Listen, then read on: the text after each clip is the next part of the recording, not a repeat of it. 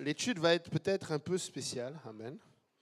Et je suis partagé entre la façon surtout d'apporter la parole et le message, amen. Et j'ai comme eu l'envie, ou peut-être, je ne sais pas si ça va vraiment se faire comme cela, mais de quasiment vous amener dans ma classe du dimanche, amen.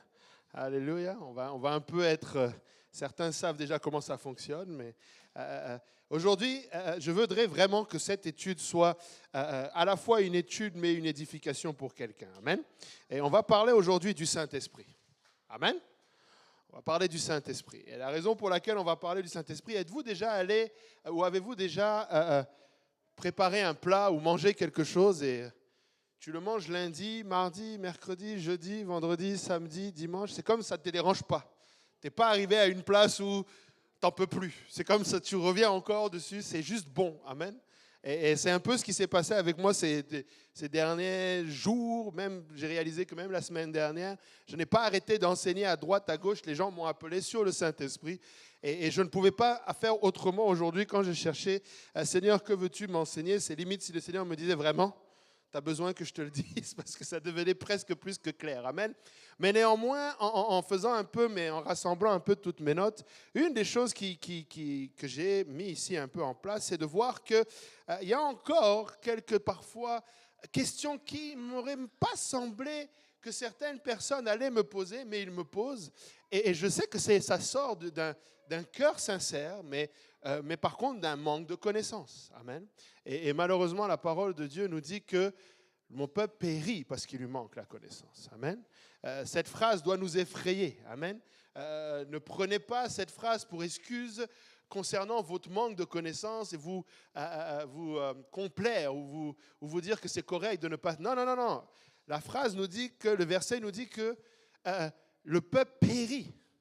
Et la raison pour laquelle ce peuple périt, c'est parce qu'il lui manque la connaissance. Donc à chaque fois qu'il te manque la connaissance de quelque chose de la parole de Dieu, tu dois te faire un devoir de comprendre et d'avoir la connaissance. Amen. Tu sais, si tu ne comprends pas quelque chose, va voir, cherche dans la parole de Dieu, va voir le pasteur, cherche, sonde, demande, pose des questions. Ne reste jamais avec une interrogation ou une question à moitié répondue. Ne pense pas qu'on va penser que tu n'es pas mature. Non, non, l'immaturité, c'est de ne pas demander. Amen. Je me rappelle, quand j'étais encore manager ou directeur, la pire chose qu'un employé pouvait faire, c'est que je lui laisse avec une tâche ou quelque chose à faire. Je pars 3-4 heures, je reviens, rien n'est fait. Et il me dit, oui, mais c'est parce que je ne savais pas où ça allait. Donc, parce que tu ne savais pas, tu n'as rien fait. Tu n'as même pas posé une question, même pas essayé de demander ou faire quelque chose. Amen. Le fait de ne pas savoir n'est pas une excuse et encore moins devant l'Éternel. Amen. Donc, aujourd'hui, je voudrais partager sur le Saint-Esprit. Amen. Le Saint-Esprit, pour commencer, on va... je vais peut-être... On est dans la classe du dimanche, amen, je vais rectifier certaines choses. Je ne vais pas expliquer en tant que tel ce qu'est le Saint-Esprit, on en a parlé il n'y a pas longtemps, à savoir c'est l'Esprit de Dieu. Amen. Je ne vais pas vous faire une démonstration que le Saint-Esprit c'est Dieu. Je ne vais pas parler de l'unicité. Mais je veux plus parler peut-être du Saint-Esprit dans le cadre du salut. Amen. J'ai appris un nouveau mot aujourd'hui. Vous connaissez la sotérologie? Non? Vous irez chercher sotériologie. Oui, quelqu'un connaît là-bas. Amen. L'étude du salut. Amen. Comment le salut? Alors, donc on va parler du Saint-Esprit dans le cadre du salut et particulièrement pour qu'on reste dans un cadre défini, le Saint-Esprit dans le cadre du baptême du Saint-Esprit. Qu'est-ce que le baptême du Saint-Esprit? Qu'est-ce que le baptême du Saint-Esprit? On pourra parler aussi de l'évidence du parler en langue. On va parler du premier signe, disons, du parler en langue et là où ça se trouve. Amen. Nous sommes une église pentecôtiste, n'est-ce pas? Êtes-vous des pentecôtistes? J'espère que vous êtes des pentecôtistes. Amen. Alléluia. L'église est née le jour de la Pentecôte. Amen. Donc, tu veux être un pentecôtiste. Amen. Et donc, le jour de la Pentecôte, vous connaissez très bien cette histoire parce que vous êtes des pentecôtistes. Et en passant, ça ne fait pas de cette histoire une histoire barbante. On est dans ma classe du dimanche, je vous ai prévenu. Ça ne fait pas de cette histoire une histoire barbante. Amen. N'arrivez jamais à une place, et dernièrement, le pasteur Benji nous l'avait rappelé aussi un dimanche soir, n'arrivez jamais à une place où l'évangile devient ennuyant. N'arrivez jamais à une place où le jour de la Pentecôte devient ennuyant. N'arrivez jamais à une place. Je me rappelle, il y a plusieurs années de cela, j'avais un jeune plusieurs jeunes, on parlait, je disais, qu'est-ce que Pierre a prêché? Je ne sais plus c'était quoi la question. Et puis il m'a répondu, Acte 2, 38, Pierre leur dit, repentez-vous. Hey! Attention, amen. Tu sais, ça doit être quelque chose qui nous rend joyeux, qui nous excite, pour lequel nous sommes contents, que nous valorisons. Amen. La parole de Dieu au complet ne doit jamais être un objet que tu banalises. Amen. Je sais que certaines personnes ont fait de la parole de Dieu un objet, peut-être limite une idole, dans le sens où, tu sais, ils le traitent, il ne faut pas le toucher. Je ne dis pas d'aller jusque-là, mais on ne traite pas la parole de Dieu n'importe comment. Amen. On ne prend pas la parole de Dieu, on la jette comme n'importe quel bouquin. Amen. Ça reste la parole de Dieu. La façon dont tu vas traiter la parole de Dieu va être la façon aussi dont tu vas la considérer. Si elle a de la valeur pour toi, tu ne renverses pas de la sauce, du café, tu n'as pas les doigts sales et puis non, amen. Tu valorises la parole de Dieu. Ça commence sur des petites choses, amen. Et donc le jour de la Pentecôte, même si nous sommes pentecôtistes, et je devrais dire surtout parce que nous sommes pentecôtistes, nous devons chérir cela, amen. Nous devons chérir le jour de la Pentecôte. Et donc, le jour de la Pentecôte, comme vous le connaissez, le Saint-Esprit est tombé, a été déversé pour la première fois. Nous parlons vraiment du déversement, amen, du Saint-Esprit. Et ce déversement a causé un émoi, a causé un étonnement, amen. Verset 12, acte 2, verset 12. Alléluia. L'acte 2, verset 12, nous dit, ils étaient tous dans l'étonnement et ne sachant que penser, ils se disaient les uns aux autres, que veut dire ceci? Amen. Première chose concernant le Saint-Esprit le jour de la Pentecôte. Regardez, permettez-moi d'essayer de vous transmettre un peu une lecture un peu différente de la parole de Dieu, dans le sens où, arrêtez-vous un peu sur chaque mot quasiment. Ils étaient tous dans l'étonnement. Si la Bible prend la peine d'écrire cela, c'est qu'il y a une importance. Quand je dis la Bible, c'est-à-dire que si le Seigneur a donné, par l'inspiration du Saint-Esprit, à Luc, qui est l'auteur du livre des Actes, d'écrire qu'ils étaient dans l'étonnement, ce n'est pas étonnant que certains soient étonnés, devrais-je dire. Amen. C'est correct que quelqu'un soit étonné. Amen. C'est correct que peut-être tu sois encore des fois étonné de ce que le Saint-Esprit peut faire. Parce que c'était étonnant.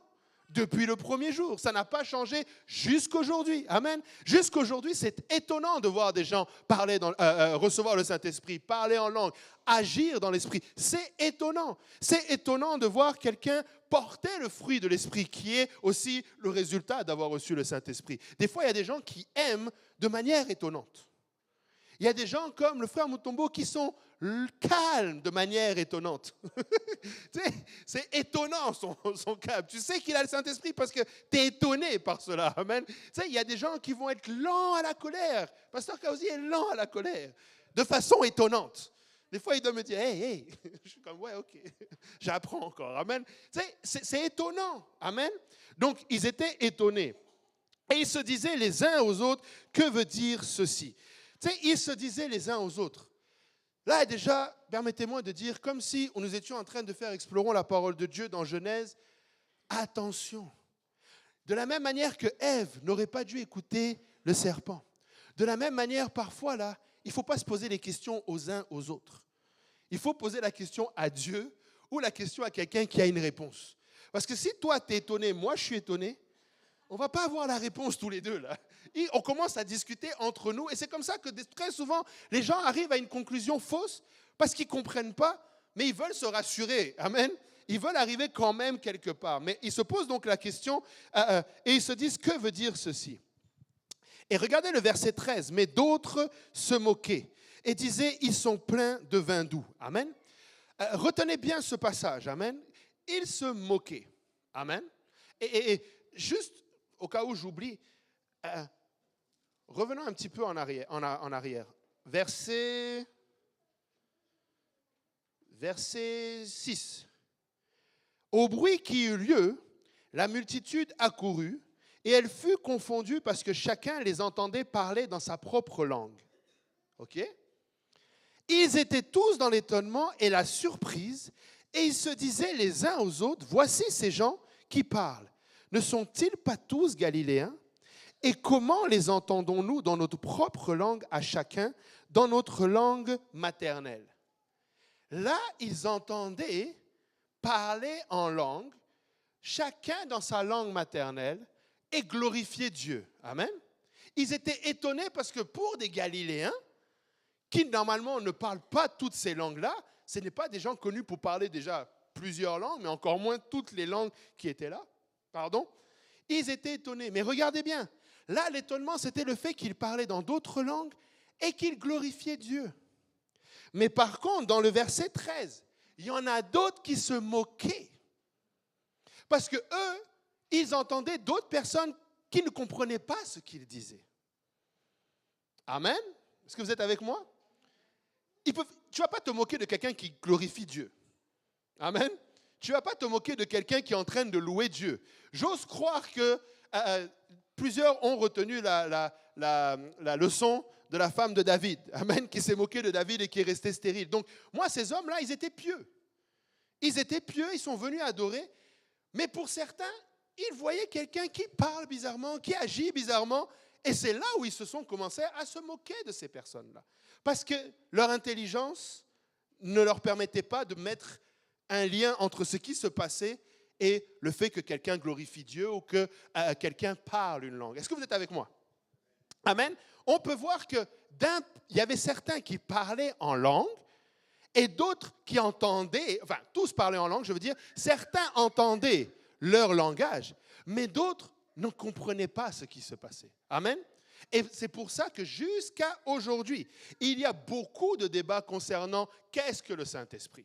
Il y a ici, dans ce lieu, qui peut témoigner juste en levant la main, vous avez reçu le Saint-Esprit, vous avez parlé en anglais, en arabe ou en langue audible. J'en ai quelques-unes, une, deux, tu vois. J'étais peut-être pas là ce jour-là, mais... Mais je sais qu'il y en a. La sœur Rosalie a levé la main, la sœur Solange ici a levé la main. Il y en a qui, le jour où ils ont reçu le Saint-Esprit, ils ont effectivement parlé en arabe ou en anglais, je ne sais plus c'était quoi les langues, mais ils ont parlé en langue intelligible. Amen. Mais de manière générale, ce n'est pas ce qui se passe. Et on va le voir tout à l'heure, les raisons pour lesquelles, parce que quand on parle en langue, c'est des mystères que nous disons à Dieu. Amen. C'est selon ce que l'Esprit nous donne de nous exprimer. Amen. Donc déjà, en partant avec cette prémisse, on continue de lire. Alléluia. Ça, c'est parce que je voulais juste pas l'oublier. Si on continue, alors Pierre se présenta avec les 12, éleva la voix et leur parla en ces termes. Hommes juifs, et vous qui séjournez à Jérusalem, sachez ceci et prêtez l'oreille à mes paroles. Ces gens ne sont pas ivres comme vous le supposez, car c'est la 3e heure du jour. Mais c'est ici ce qui a été dit par le prophète.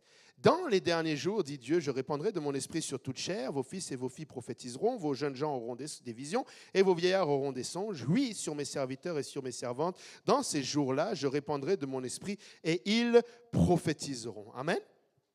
Maintenant, ils ont posé la question, que veut dire ceci? Et qui a répondu? Pierre. Amen. Ah oui, dans ma classe, il faut répondre. Amen. Il faut que vous participiez. Amen. Aujourd'hui, vous faites participer. Qui a répondu? Pierre. Amen. Vous vous rappelez ce que le pasteur Rafa avait dit? Moïse a donné la loi. Pierre a reçu les clés du royaume. Amen. Tu sais, Pierre s'est levé, pas un autre. Pourquoi? Parce que c'est à Pierre que Jésus-Christ a dit, tu es Pierre et sur cette pierre je bâtirai mon église. Amen. Pierre s'est levé et il a répondu à la question. Amen. En passant, répondez toujours aux questions. Amen. Ne laissez jamais une question, quelqu'un vous pose la question, répondez. Mais répondez comme Pierre. Amen. Tu n'as pas besoin d'être différent de Pierre. Je ne sais pas pourquoi aujourd'hui, beaucoup de personnes veulent prétendre qu'en 2024, on devrait faire différemment que Pierre. Pourquoi? Je ne sais pas bibliquement où est-ce qu'ils vont chercher cela. Il n'y a aucun verset qui donne la possibilité aujourd'hui de faire différemment que Pierre. Amen. Surtout en ce qui concerne la doctrine. Peut-être qu'on ne fera pas comme Pierre en ce qui concerne le bâtiment, les chaises, etc. Mais ça n'est pas la doctrine. Mais en ce qui concerne la doctrine, comme Pierre. Amen. Comme Pierre. Donc Pierre répond et il dit, c'est ici ce qui a été dit par le prophète Joël. Amen. Il précise que c'est ici l'accomplissement de cette prophétie. L'Esprit de Dieu a été répandu. Amen. Regardez au verset 26. Au verset 26, Pierre cite le roi David. Il dit « Aussi mon cœur est dans la joie, et ma langue dans l'allégresse, et ma chair reposera avec espérance. » Amen. Tu vois que certains sont étonnés, d'autres étaient en train de douter. Amen. Mais là, Pierre est en train de dire que ça affecte le cœur, ça affecte la langue, et ça affecte le corps. Amen. Il y a tout cela qui embarque quand tu reçois le don du Saint-Esprit. Amen. Là, il est en train de dire, que veut dire ceci? Lui, il répond, c'est ça, c'est la prophétie de Joël. C'est que la vérité ne vient pas de l'expérience. Amen. Mais l'expérience vient de la vérité. Amen. La vérité ne vient pas de l'expérience, mais l'expérience vient de la vérité. Je le redis encore. La vérité ne vient pas de l'expérience, mais l'expérience vient de la vérité. Tu ne peux pas venir dire « Oh, j'ai expérimenté ceci, donc c'est ça la vérité. » Non. Amen. Tu dois avoir une expérience conforme à celle de la vérité. Amen. C'est comme ça qu'on n'a pas plusieurs façons d'avoir une expression de la vérité. Amen. Et encore ce matin, j'entendais à la radio quand j'allais à la prière, clairement, on est rendu loin. Comment il a dit? Il parlait un peu apparemment du débat qu'il y a eu hier, là, Trump et Kamala, mais clairement, l'animateur disait, chacun a un peu dit sa vérité. Il n'y a pas des vérités. Amen. Il y a une seule vérité. Amen. Et nous devons connaître la vérité. Amen. Nous devons aimer la vérité. Nous devons aimer Jésus-Christ. Amen. Ce qu'il dit aussi quand il répond « c'est ici », amen. La question c'est « que veut dire ceci ?» La réponse c'est « c'est ici », amen. Ce qu'on doit retenir de ce passage, c'est que le « ceci » doit avoir un « c'est ici ». Vous me suivez? Non? Le « ceci » doit avoir un « c'est ici ». C'est-à-dire qu'il doit y avoir une expérience qui te pousse à demander « qu'est-ce que ceci ?» Et tu dois avoir une réponse, c'est ici ce que le prophète a prophétisé. Amen. Ce n'est pas ici ce que quelqu'un... Non, c'est ce que tu as entendu là, c'est ce que le prophète a prophétisé. C'est aussi simple que ça. Amen. Alléluia. Et T.F. Tenney, qui était un de nos prédicateurs, il était aussi surintendant de la Louisiane, il disait, en anglais ça faisait mieux, mais en français j'ai essayé de le prendre, il dit, si votre ceci n'est pas c'est ici, je doute de votre ceci. Si votre ceci n'est pas c'est ici, je doute de votre ceci. Si votre parler en langue ne prend pas naissance par rapport au prophète Joël, qui a dit que l'Éternel a dit dans les derniers temps, je répandrai de mon esprit, alors je doute de ce que c'est. Nous devons être capables de définir pourquoi j'ai le Saint-Esprit. Amen. Et de quelle manière j'ai le Saint-Esprit. Et en passant, c'est important. Le Saint-Esprit. Amen. On va aller, là on va sortir un peu des notes pendant 2 secondes. Allons dans Jean 3. Jean 3. Vous connaissez ce chapitre, j'espère? Quelqu'un peut me citer un autre caractère que Jésus dans Jean 3? Réponse? Un caractère, un personnage. Un personnage autre que Jésus dans Jean 3? Nicodème. Amen. Amen. Jean 3, Nicodème, tout de suite. Amen. Jean 3, Nicodème. Nicodème est docteur de la loi. Amen. Et Nicodème vient flatter le Seigneur. Et le Seigneur répond à la question que Nicodème ne s'était pas posée. Amen. Et il lui dit, en vérité, je te le dis, si un homme naît de nouveau, il ne peut voir le royaume de Dieu. Nicodème lui dit, comment un homme peut-il naître quand il est vieux? Peut-il entrer dans le sein de sa mère et naître? Jésus répondit, en vérité, je te le dis, si un homme ne naît d'eau et d'esprit, il ne peut entrer dans le royaume de Dieu. Encore une fois, dans le cadre de l'étude biblique, ça va, le temps n'avance pas trop vite, c'est bon. il y a de ces passages dans la parole de Dieu qui sont fondamentaux. Quand on lit que si je ne nais pas de nouveau, je ne peux pas voir le royaume de Dieu, je dois savoir qu'est-ce que naître de nouveau. Ça, c'est quelque chose, frères et sœurs, vous devez être capable de répondre même en dormant. Si on te réveille à la dernière minute, ça veut dire quoi? Être né de nouveau, c'est être né d'eau et d'esprit. Et tu dois être capable parce que c'est pour ça que nous sommes là en train d'espérer, attendre. Nous respirons pour cela. Nous vivons pour ce jour du salut. Amen. Nous ne pouvons pas arriver à une place où naître de nouveau, je crois que... Non. Amen. Ça doit être vraiment fondamental. Amen. Et donc, le Seigneur Jésus-Christ dit naître d'eau et d'esprit. Amen. Si quelqu'un ne naît pas d'eau et d'esprit, il ne peut pas entrer dans le royaume de Dieu. Ce qui est né de la chair est chair, ce qui est né de l'esprit est esprit. Ne t'étonne pas que je t'ai dit, il faut que vous naissiez de nouveau. Amen. On va revenir après à Jean. Cette fois-ci, allons dans Romains. Romains 8.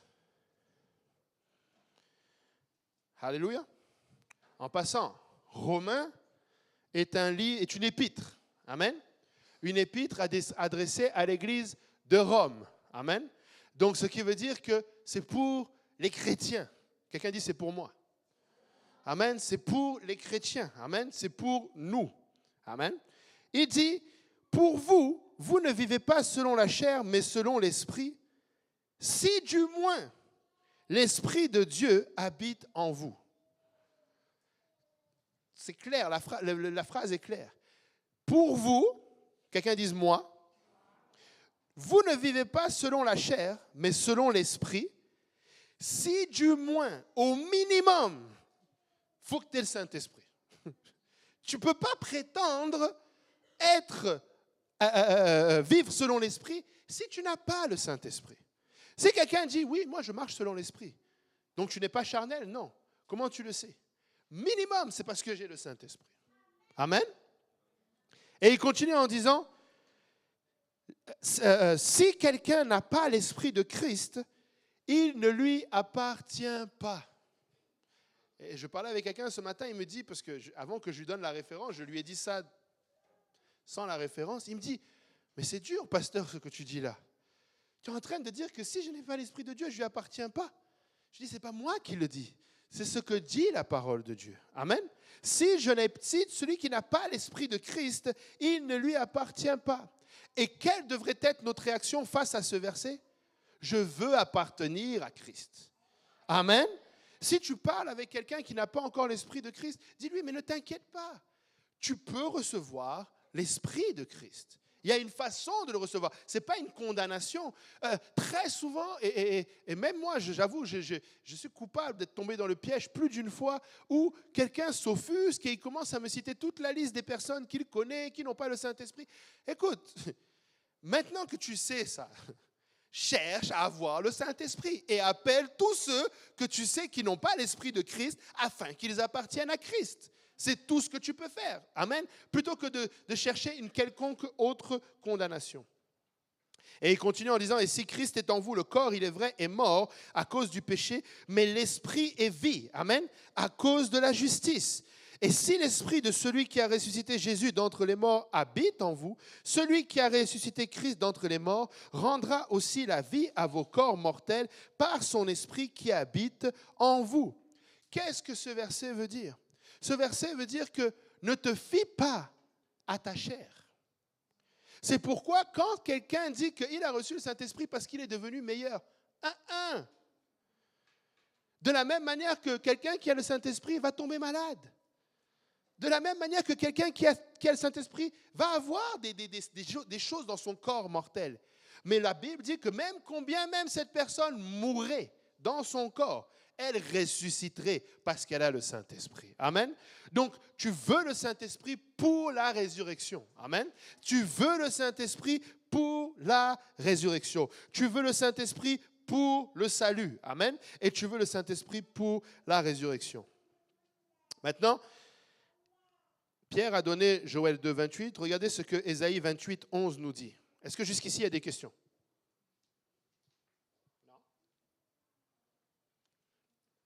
Soyez pas intimidés, n'ayez pas peur, il n'y a pas de mauvaises questions. Amen.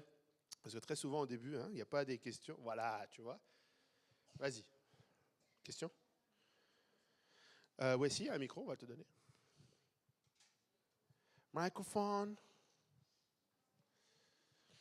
Là, on va lire Ésaïe 28, 11 et 12.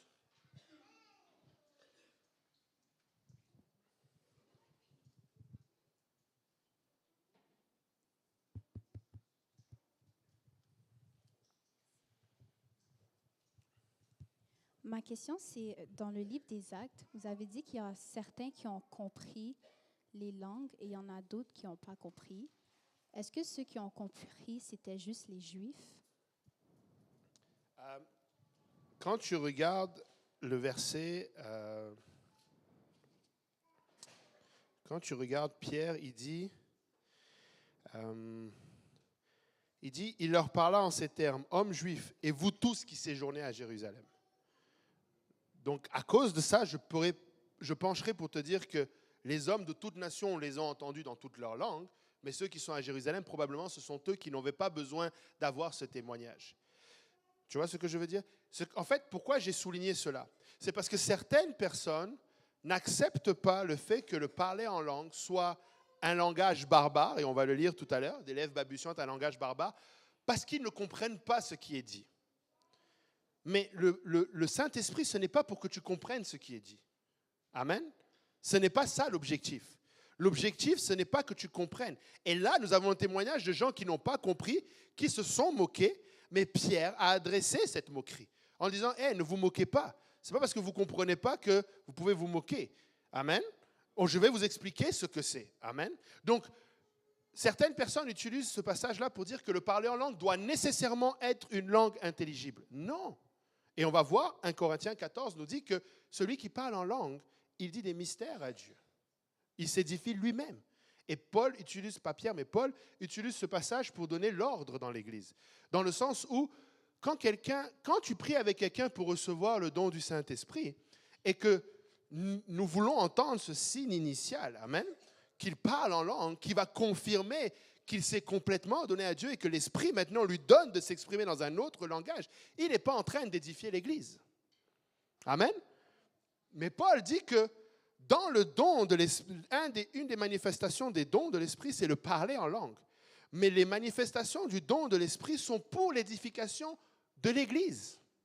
Et à quoi ça servirait que je me tienne ici et je commence à parler en langue, mais que vous ne comprenez pas? Tu vois?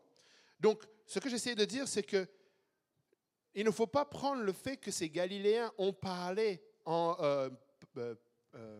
arabe, crétois, la Mésopotamie, Partès, Mède, Élamite, pour dire que le Saint-Esprit nous donne nécessairement à nous exprimer dans une langue intelligible. Non. Le miracle était beaucoup plus pour le témoignage des Juifs, hommes pieux, qui sont venus de toutes les nations à Jérusalem pour le jour de la Pentecôte. OK? C'est bon? Oui.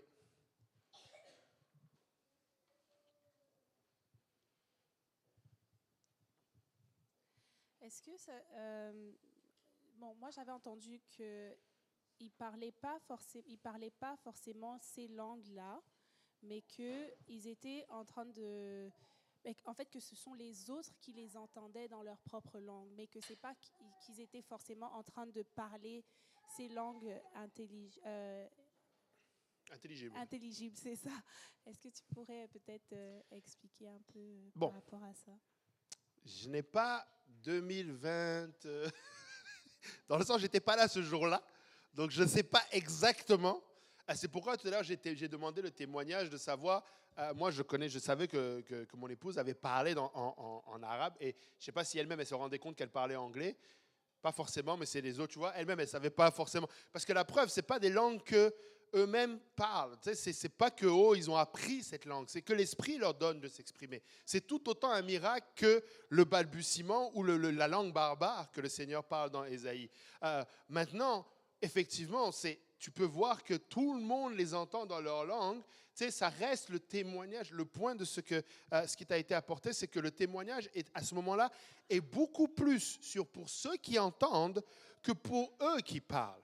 Ça ne les a pas rassurés, les Galiléens. Là. Ça ne leur a pas dit, ah, j'ai reçu le Saint-Esprit parce que j'ai parlé Mède. Ils ne se sont pas dit ça, là. Eux, ils ont compris qu'il se passait quelque chose parce que nous attendions et quelque chose s'est passé. Et ils ont parlé. Donc, ils comprennent. Donc, moi, c'est comme ça que je le comprends.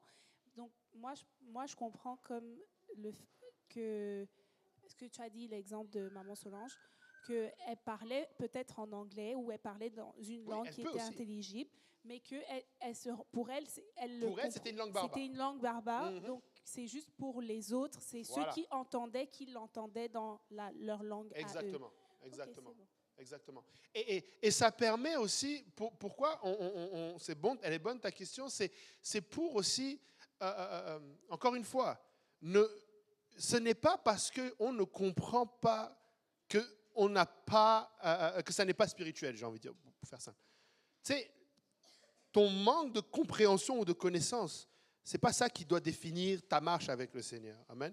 Beaucoup de personnes vont dire, non, tu ne peux pas parler en langue parce que je ne comprends pas. Non, non. Et d'ailleurs, ça voudrait dire aussi que les Français reçoivent le Saint-Esprit en français, les Anglais le reçoivent en anglais, les Turcs en turc, parce que tu ne peux pas être en Turquie et parler français, ça ne marchera pas. Donc, ça, non. Amen. Autre question, où ça va? Amen. Ésaïe 28. Oui.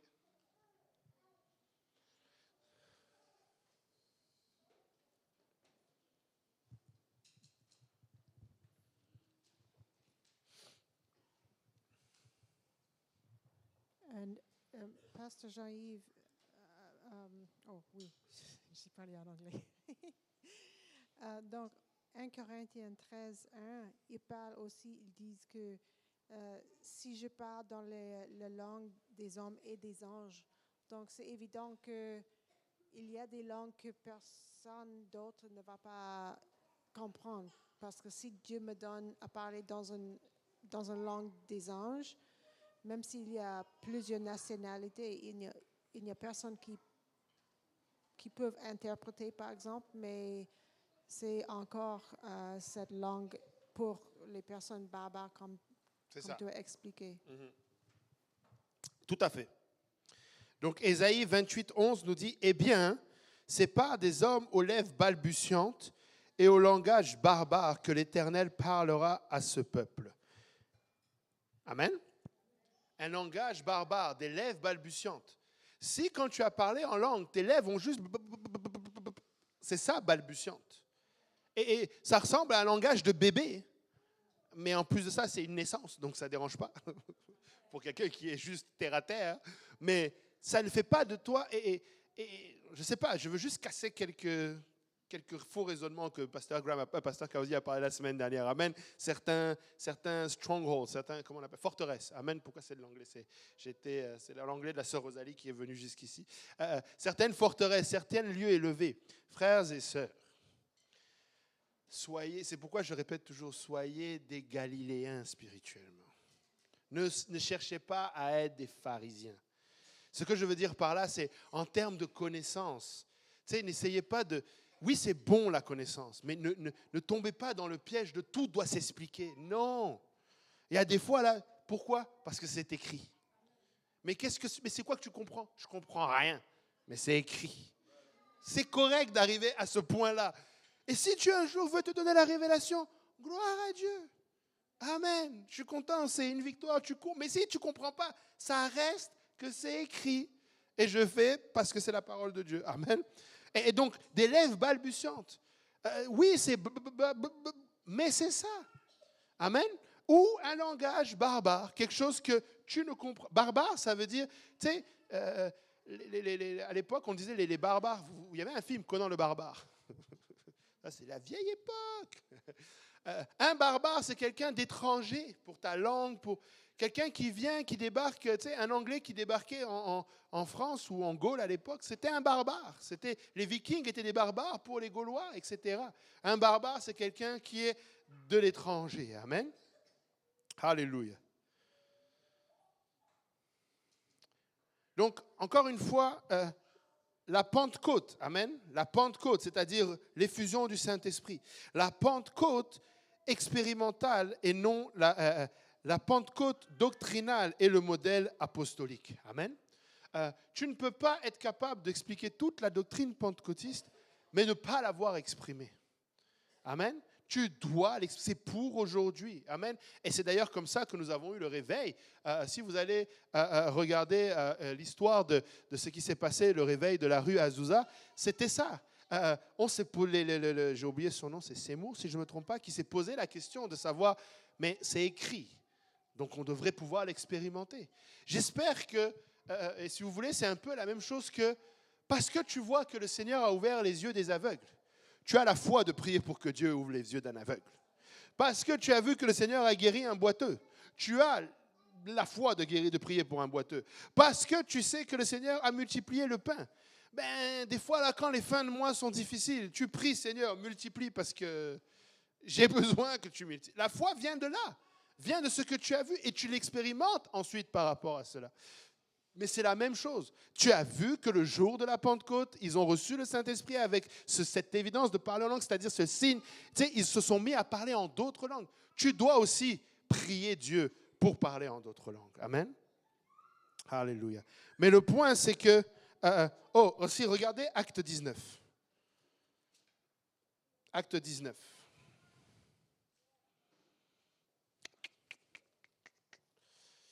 Acte 19, verset...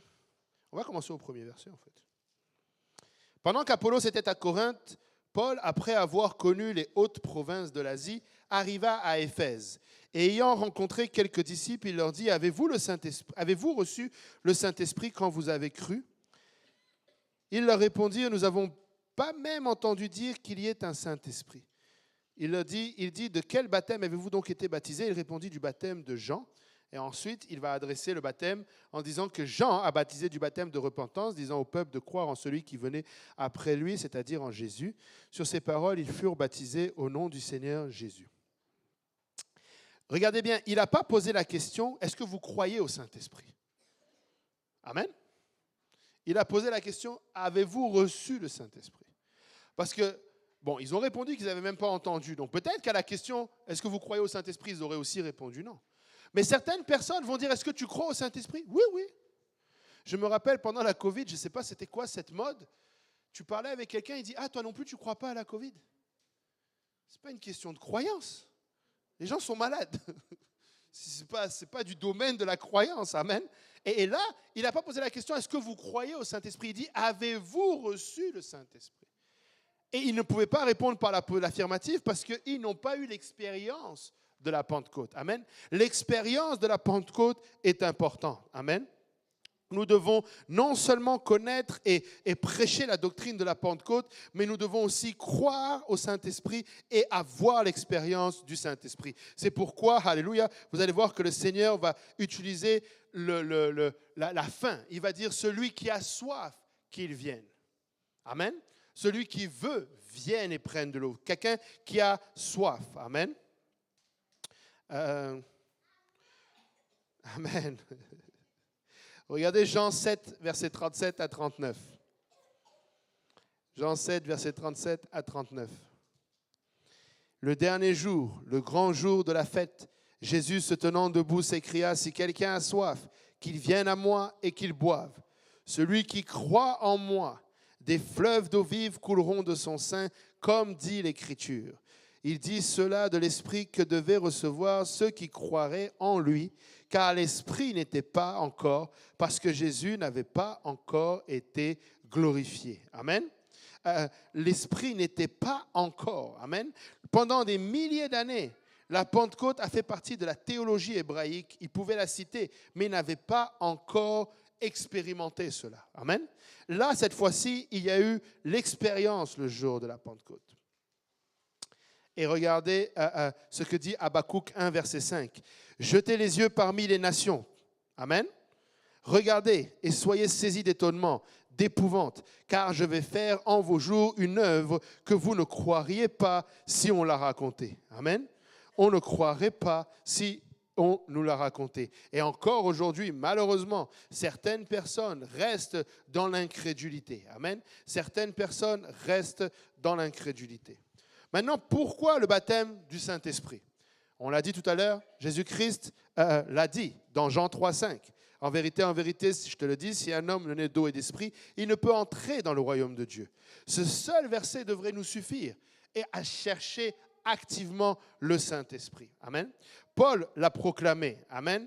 Romains 8, 9. Si quelqu'un n'a pas l'Esprit de Christ, il ne lui appartient pas. Et enfin aussi, Pierre l'a prêché. Acte 2, 38. Amen. Acte 2, 38. Alléluia, on va le lire.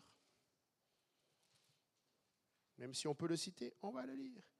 Pierre leur dit, repentez-vous et que chacun de vous soit baptisé au nom de Jésus-Christ pour le pardon de vos péchés et vous recevrez le don du Saint-Esprit. Amen. Alléluia. Romains 14, verset 17 nous dit que c'est la justice, la paix et la joie. Nous voulons avoir le baptême du Saint-Esprit. Amen. Maintenant, le point le plus discordieux pour les 30 minutes qui restent. Le parler en langue. Amen. L'évidence initiale du Saint-Esprit. Pendant que je préparais ça, j'écoutais un enseignement de David Bernard et il parlait avec quelqu'un et il disait, c'est vrai qu'on utilise beaucoup le mot évidence, mais certaines personnes ils ont l'impression que quand on dit évidence, on est en train de parler un peu mathématiquement parlant. Amen. La Bible parle plus d'un signe. Amen. La Bible parle plus du premier signe qui est là. Amen. C'est ce qui permet d'entendre. Amen. Comme on l'a vu, le jour de la Pentecôte, c'est ce jour-là que c'est arrivé. Mais il y a eu d'autres expériences de la même façon. Amen. Regardez Acte 8. Acte 8 en Samarie. Alléluia. Regardez. Les apôtres, verset 14, la Bible nous dit, les apôtres qui étaient à Jérusalem, ayant appris que la Samarie avait reçu la parole de Dieu, y envoyèrent Pierre et Jean. Ceux-ci, arrivés chez les Samaritains, prièrent pour eux afin qu'ils reçussent le Saint-Esprit. La Bible dit, car il n'était pas encore descendu sur aucun d'eux. Ils avaient seulement été baptisés au nom du Seigneur Jésus. Est-ce que je peux avoir été baptisé sans être rempli du Saint-Esprit ce jour-là? Oui, on vient de le lire. Certaines personnes vont dire, mais non, moi, le jour de mon baptême, tu reçois automatiquement le Saint-Esprit. Non, ce n'est pas automatique. Amen. Ce n'est pas baptême d'eau égale automatiquement être rempli du Saint-Esprit. Amen. Ce n'est pas ça l'équation. Amen. Nous avons la preuve ici. Et après, donc la Bible dit, alors Pierre et Jean leur imposèrent les mains et ils reçurent le Saint-Esprit. Ici, dans ce passage-là, ça ne dit pas qu'ils ont parlé en langue. Amen. Mais regardez cela. Lorsque Simon vit que le Saint-Esprit était donné par l'imposition des mains, il leur offrit de l'argent en disant « Accordez-moi aussi ce pouvoir, afin que celui à qui j'imposerai les mains reçoive le Saint-Esprit. » Simon voulait avoir le don de pouvoir imposer la main et voir quelqu'un recevoir le Saint-Esprit. À votre avis, est-ce que quelqu'un payerait, donnerait de l'argent pour ce don-là, si le résultat, c'est juste « j'ai reçu ». Tu ne vas pas investir là-dedans, ou c'est un très mauvais investissement, amen, parce que tu risques là de perdre ton investissement, amen. Tu sais, ce n'est pas, et regardez, si on avait lu plus haut, on va voir que Simon, c'est quelqu'un qui était habitué aux choses miraculeuses, amen. Verset 9, acte 8, 9, il y avait auparavant dans la ville un nommé Simon qui, se donnant pour un personnage important, exerçait la magie et provoquait l'étonnement du peuple de la Samarie. Amen. Donc, minimalement, Simon était prêt à payer pour avoir un plus grand étonnement que ce qu'il faisait qui était déjà étonnant. Amen.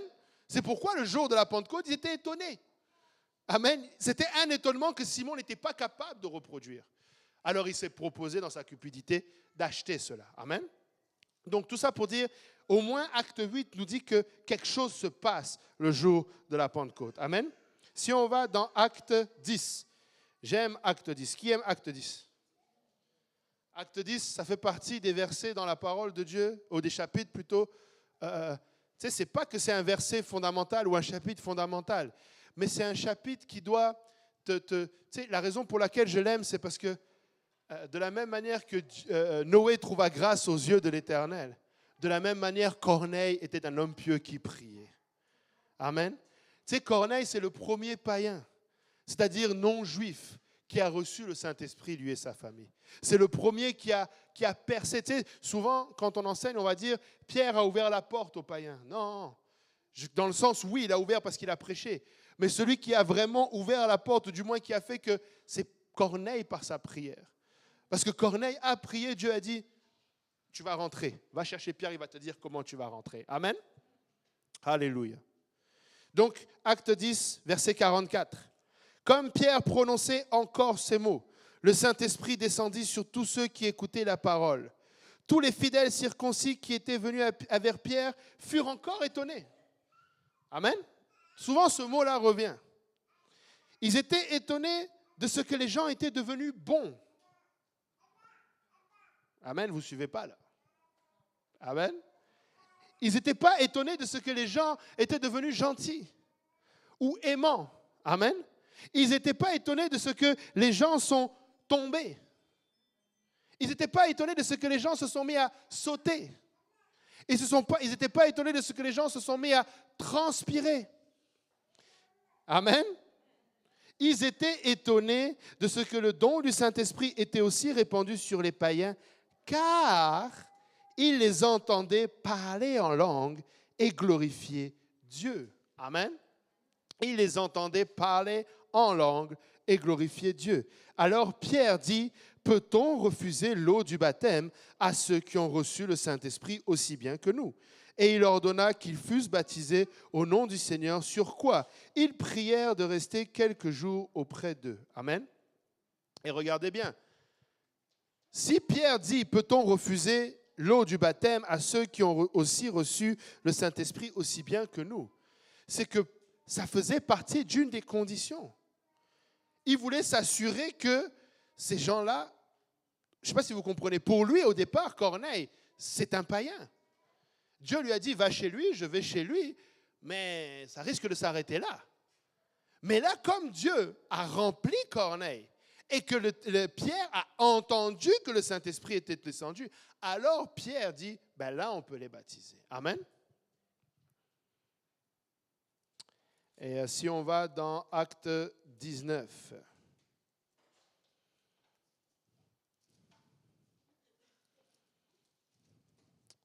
Acte 19, on a lu tout à l'heure par rapport au baptême d'eau. Alors Paul, verset 4, alors Paul dit à Jean a baptisé du baptême de repentance, disant au peuple de croire en celui qui venait après lui, c'est-à-dire en Jésus. Sur ces paroles, ils furent baptisés au nom du Seigneur Jésus. Lorsque Paul leur eut imposé les mains, le Saint-Esprit vint sur eux et ils parlaient en langue et prophétisaient. Ils étaient en tout environ 12 hommes. Amen. Voilà une autre preuve dans la parole de Dieu, dans le livre des Actes, que tu reçois le Saint-Esprit avec cette évidence. Amen. Ce que je dis depuis tout à l'heure, ça semble basique. Amen. Et c'est fait exprès. Amen. Je veux juste remarteler, j'ai envie de dire, ce que nous savons déjà, mais aussi appuyer pour ceux qui seraient un peu encore dans l'hésitation. Amen. Maintenant, concernant le fait que ce sont des langues barbares, regardez 1 Corinthiens 14. 1 Corinthiens 14.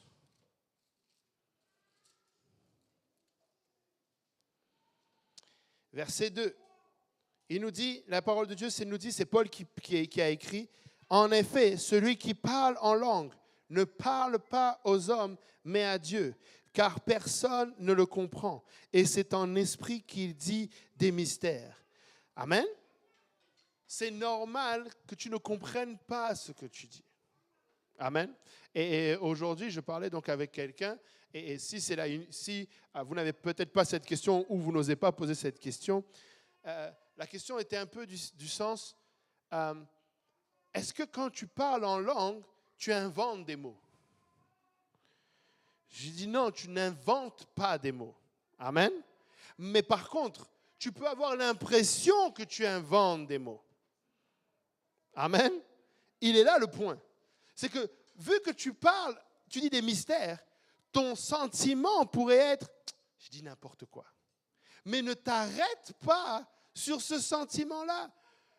Le Saint-Esprit, ce n'est pas des sentiments. Le spirituel, ce n'est pas des sentiments. Les sentiments, c'est dans l'âme qu'on le retrouve. Là, on est en train de parler de l'esprit. Amen. L'esprit te donne à ton corps de t'exprimer. Amen. C'est ta langue qui va parler. Donc oui, tu vas avoir l'impression que... Parce qu'en fait, il y a ce lien-là entre le fait que le son sort, mais comment dire, la compréhension n'est pas là. Mais ton sentiment devrait être plutôt comme, est-ce qu'il y a des gens qui sont un peu fous comme moi et qui, des fois, pour X ou Y raison, tu es chez toi ou tu es en train de faire quelque chose et puis tu vas faire « Ah !» Ça ne veut rien dire, mais ça fait du bien.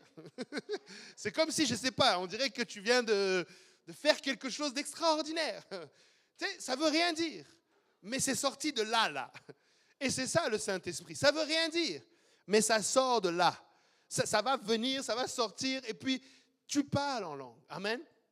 Et la raison pour laquelle, l'autre chose,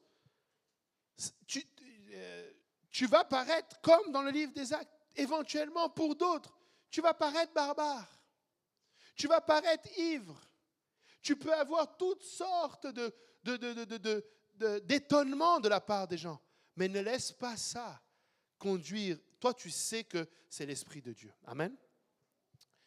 Un autre sentiment qu'on peut avoir. Oh, mais comment on sait que ça vient vraiment de Dieu? Est-ce que ça ne vient pas... Parce que tu sais, il y en a qui parlent en langue, mais ils sont du diable. Ça, là, le problème, ce n'est pas le Saint-Esprit. Le problème, ce n'est pas le baptême. Le problème remonte à, es-tu réellement l'enfant de Jésus-Christ? Es-tu réellement l'enfant de Dieu? As-tu vraiment l'autorité qui vient avec le nom de Dieu? Amen.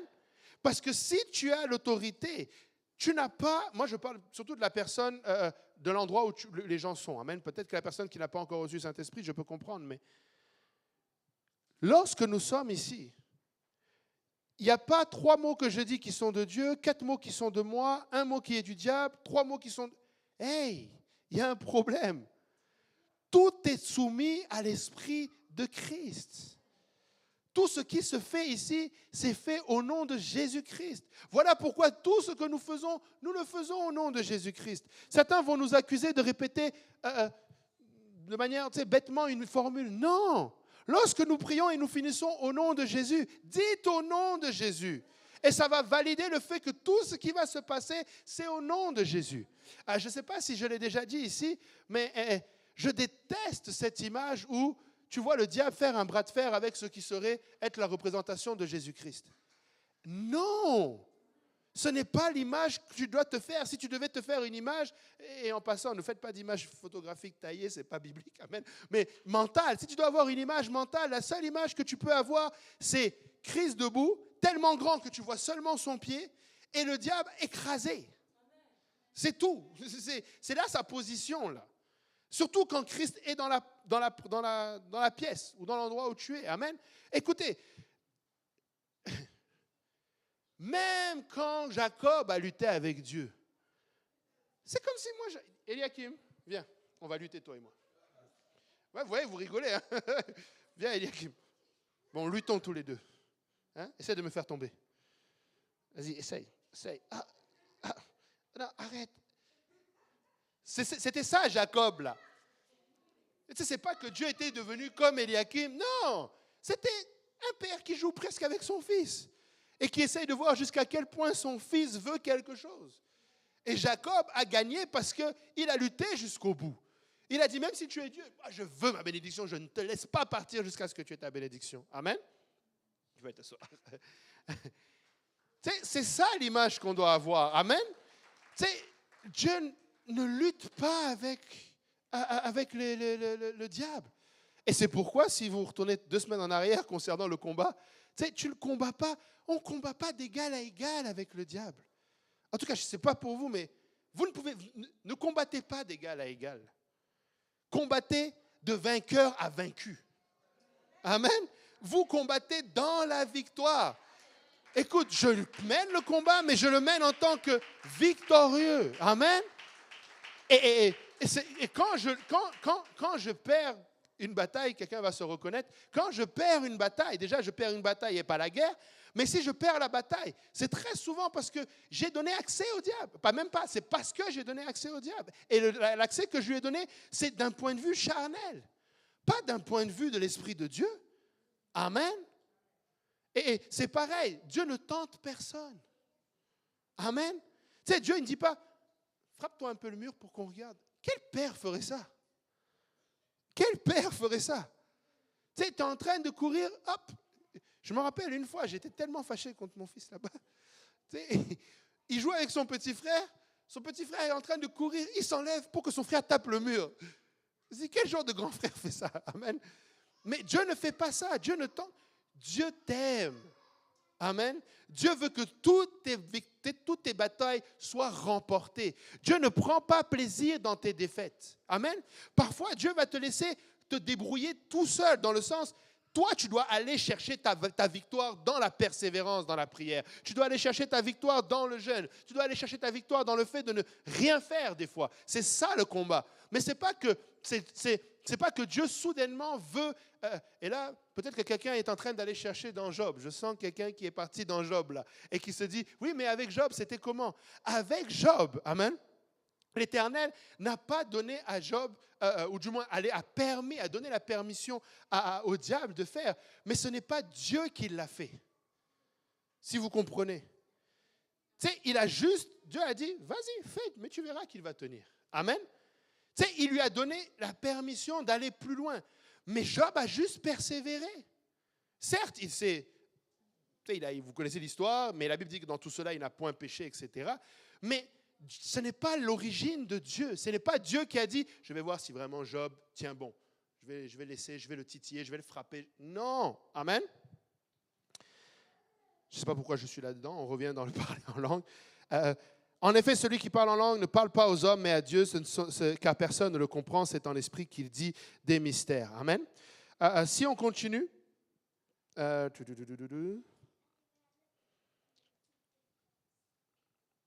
OK.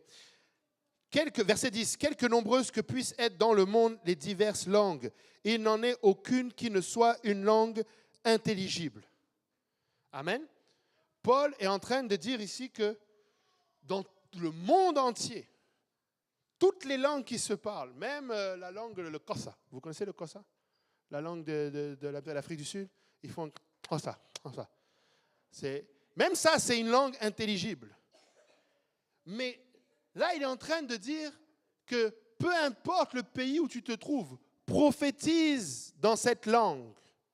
Amen. Il n'est pas en train de dire que le parler en langue est intelligible. Amen. Tu sais, ici, on ne peut pas prendre cet argument-là pour dire cela. Il dit donc, si donc je ne connais pas le sens de la langue, je serai un barbare pour celui qui parle, et celui qui parle sera un barbare pour moi. Amen. N'est-ce pas le jour de la Pentecôte? Dans Ésaïe, on a vu que c'est avec des personnes avec des langues balbutiantes, un langage barbare. Ça correspond à la définition, ou du moins à la prophétie d'Ésaïe. Si je parle en langue, j'ai un langage barbare. Amen. Donc, oui, les gens autour de toi ne comprennent pas. Ah oui, c'est pour ça que j'étais parti dans l'explication du spirituel. Tu sais, mais si on ne comprend pas, si nous avons prié au nom de Jésus, si nous sommes en train de tuer dans une étude biblique, vous avez commencé l'étude biblique, vous avez prié au nom de Jésus, lorsque vous allez parler en langue, le seul esprit qui va venir là, c'est l'esprit de Jésus-Christ. Ce n'est pas un autre esprit. Amen. C'est le simple fait que vous vous soyez mis d'accord en son nom, il est au milieu de vous. N'ayez pas de confusion. D'ailleurs, Joël 2 nous dit au verset 27 que son peuple ne sera plus jamais dans la confusion. Amen. Verset 14.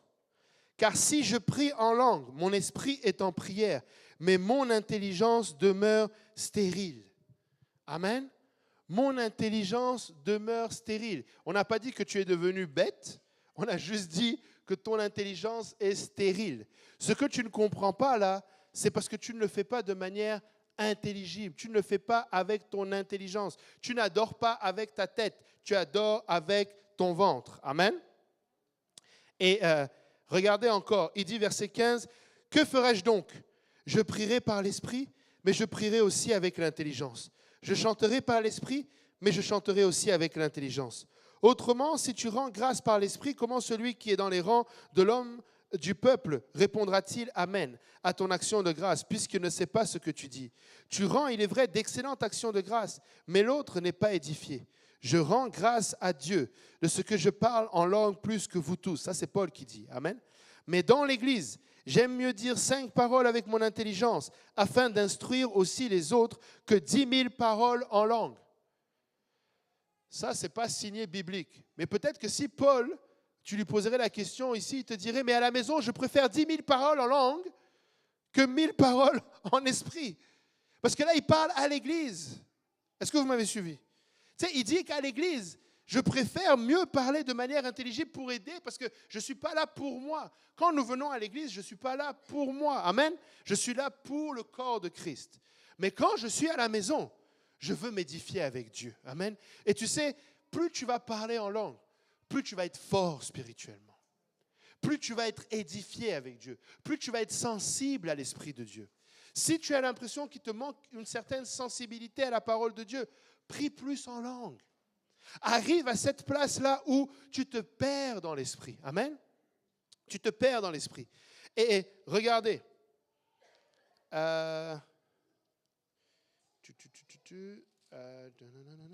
Verset, on va descendre au verset.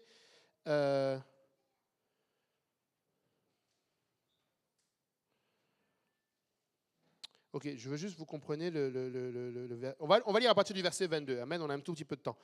Par conséquent, les langues sont un signe, non pour les croyants, mais pour les non-croyants. La prophétie, au contraire, est un signe, non pour les non-croyants, mais pour les croyants. Si donc, dans une assemblée de l'Église entière, tous parlent en langue, et qu'il survient des hommes du peuple ou des non-croyants, ne diront-ils pas, vous êtes fous?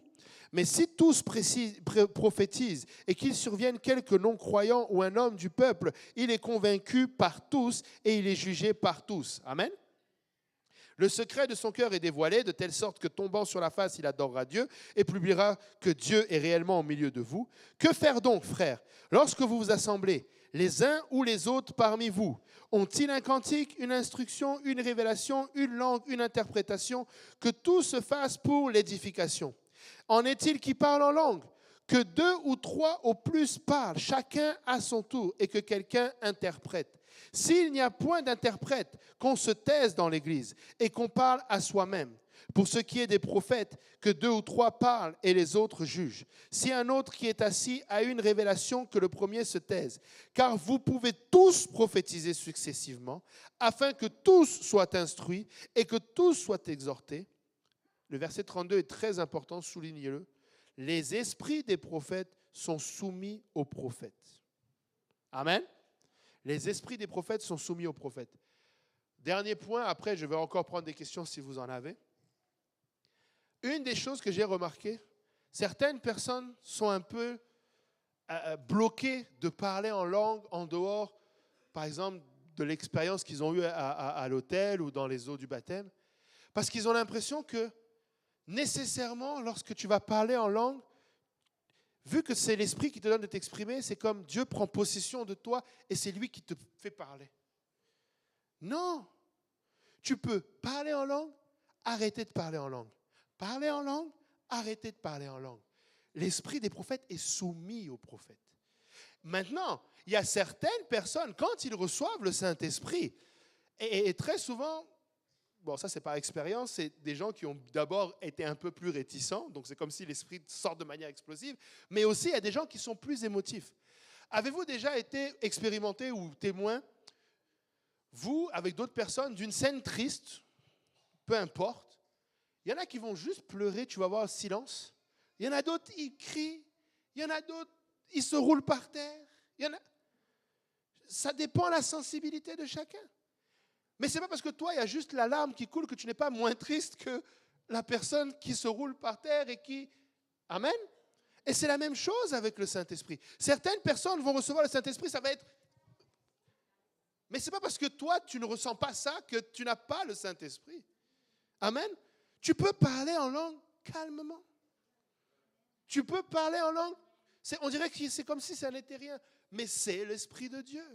Ne sois pas frustré ou n'aie pas l'impression que ça ne veut pas venir de Dieu parce que, je ne sais pas, c'est comme si il manque rien. Amen. Parle en langue. Amen. Parle en langue. Initie le parler en langue. Quand je dis initie le parler en langue, c'est toujours difficile parce que c'est quand tu commences à en parler que ça vient pas, tu as l'impression. Mais tu ouvres la bouche et tu commences à parler. Tu laisses ces mots sortir. C'est pourquoi tu vas nous voir en passant. Pour tous les détracteurs qui disent oui, mais dans cette église, c'est eux qui mettent les mots dans la bouche, ils disent de dire alléluia et puis après, avec la fatigue, ça se transforme. Non. C'est pas ça. Et si quelqu'un t'a dit dis blablabla, la personne elle a mal fait. Parce que c'est pas ça qu'on enseigne. On ne dit pas aux gens quoi dire. Mais le principe est comme tout à l'heure nous avons chanté Alléluia. Alléluia, c'est une manière juste de dire gloire à Dieu, que Yah soit loué, que Jéhovah soit loué. Alléluia. Et la répétition d'Alléluia, c'est pour arriver à cette place-là où tu te décharges de cette volonté de Seigneur éternel, Dieu de la terre, créateur des cieux et de l'univers, des poissons, des océans, des oiseaux, du ciel et de tout ce qui rampe. Ta tête est déjà en train de partir. Tu n'arrives pas à te laisser aller. Donc, Alléluia t'emmène juste à une place où tu réfléchis un peu moins et ton adoration passe de la tête au ventre. Et va chercher ce cri qui est enfoui en toi. Amen. Donc, la répétition du Alléluia n'a rien de magique. Ce n'est pas une formule magique. Tu peux recevoir le Saint-Esprit sans dire Alléluia. Amen. Tu peux recevoir le Saint-Esprit assis. Tu peux recevoir le Saint-Esprit debout. Tu peux recevoir le Saint-Esprit en courant autour de l'église. Tu peux recevoir le Saint-Esprit dans ton lit. Mon frère a reçu le Saint-Esprit dans son lit, couché. Ce n'est pas le lieu ni la façon, c'est la disponibilité. C'est Seigneur, me voici. Et tu veux persévérer. Tu veux arriver à cette place, Seigneur, je ne quitte pas. Ça, c'était le témoignage du frère Liston King. Il disait, il est resté, je veux parler en langue, jusqu'à ce qu'il soit rempli du Saint-Esprit. Tu veux persévérer. Amen. Donc, tu sais, la répétition, on va encourager quelqu'un, tu sais, alléluia, tu sais. Et ensuite, des fois, on va dire à la personne, laisse aller ta langue, parce qu'on le voit parfois physiquement. Tu vois quelqu'un, la langue tremble. Et tu sens que la personne, elle est comme un peu en retenue. Des fois même, tu as l'impression qu'elle réavale sa langue. Tu sais, elle ne veut pas. Et on est en train juste de guider la personne. Et c'est biblique. Amen. Quand quelqu'un vient se faire baptiser, est-ce qu'on lui disait, bon, trouve le baptistère? Non. On va avec elle, on lui dit, voici les toges, voici les serviettes, tu rentres par cette porte, tu sors par l'autre porte. Pourquoi on ne pourrait pas faire ça avec le Saint-Esprit? Pourquoi, quand ça vient le Saint-Esprit, il ne faudrait plus guider personne? Non, laisse, on va regarder, Dieu va faire. C'est biblique d'accompagner quelqu'un. C'est biblique de prier avec la personne. Ne vous laissez pas intimider par cela. Amen. Priez avec la personne. Alléluia. Et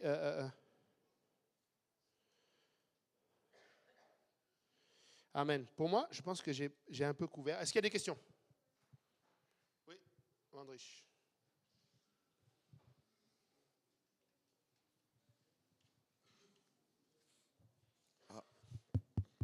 Yes. Juste une question au sujet de Corneille dans Acte 10. Tu as dit que Corneille était un païen, right? So, il était incirconcis. Mais juste une petite question. La Bible dit que Corneille était une personne qui craignait Dieu. Mais qui a appris à Corneille Dieu? Qui l'a enseigné cela? Parce qu'il ne s'est pas venu de nulle part. Je ne peux pas te répondre avec un verset, mais je peux te répondre avec le fait que ce n'est pas nouveau d'être la lumière du monde. Le peuple d'Israël avait pour objectif de représenter Dieu. Il voyait le peuple d'Israël. Il y avait quelque chose de particulier avec le peuple d'Israël. Depuis l'époque de l'Égypte, où Pharaon s'est réveillé, il a dit, mais c'est quoi ce peuple-là? Tu sais, Israël a toujours eu, et jusqu'à aujourd'hui, les gens aujourd'hui sont antisémites parce que Israël est le peuple de Dieu. La racine de l'antisémitisme, c'est le diable. Ce n'est pas toutes les réflexions que les gens peuvent faire.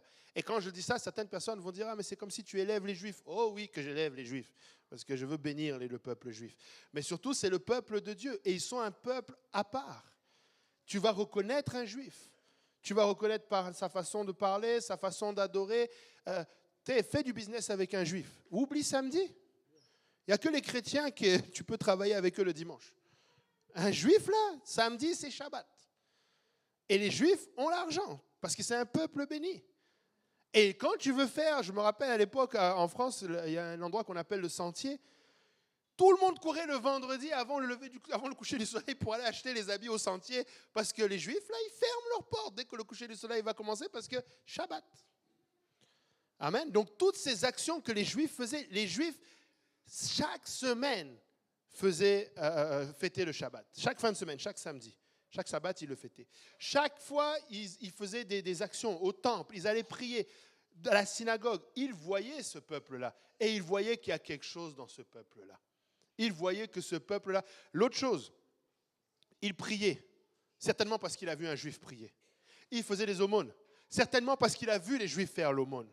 Tout ce qu'il faisait, il le faisait plus par mimétisme que par compréhension, probablement. Il savait que c'est ça qu'ils font et ils sont bénis. Je vais faire pareil. Et c'est pourquoi la Bible dit qu'il était pieux, ses prières sont arrivées à Dieu, parce que la Bible dit que Dieu se laisse trouver par ceux qui le cherchent.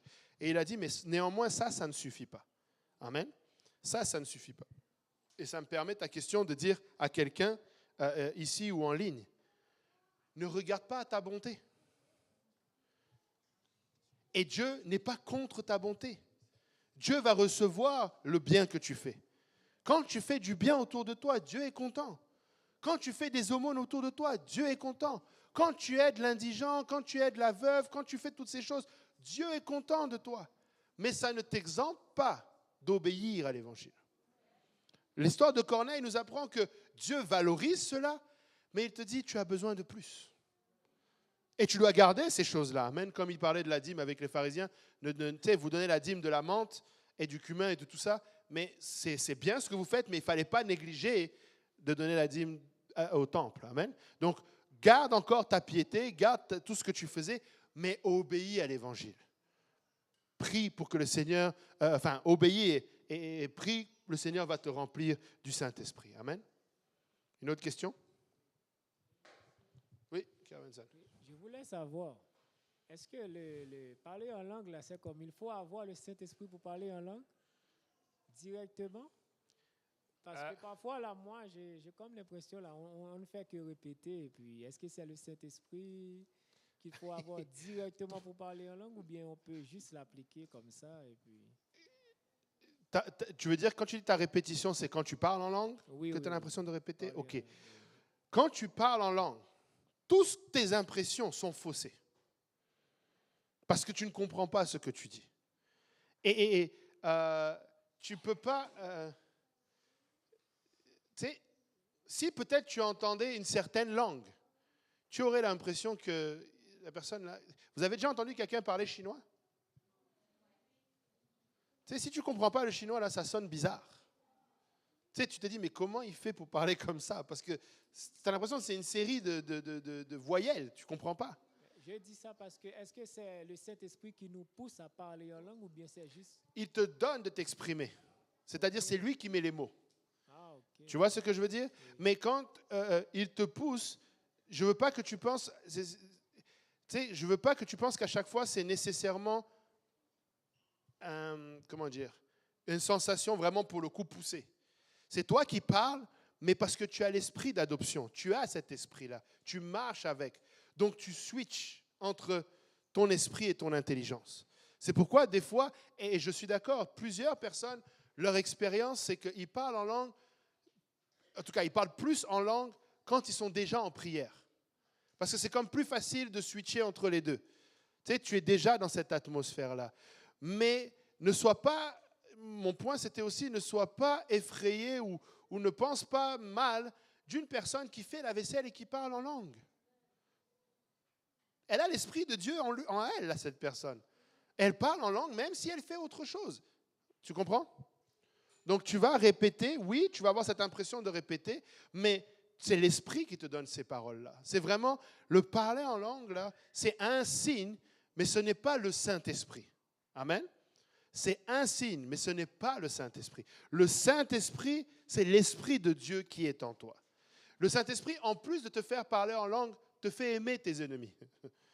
Et te fait aimer même ton frère, ta sœur qui n'est pas ton ennemi. Amen. Il te fait être lent à la colère. Il y a le fruit de l'esprit qui vient du fait que tu as le Saint-Esprit. Amen. Mais notamment, tu as ce langage nouveau. Amen. Une autre question? Non? Alléluia. Oui. Qui est là?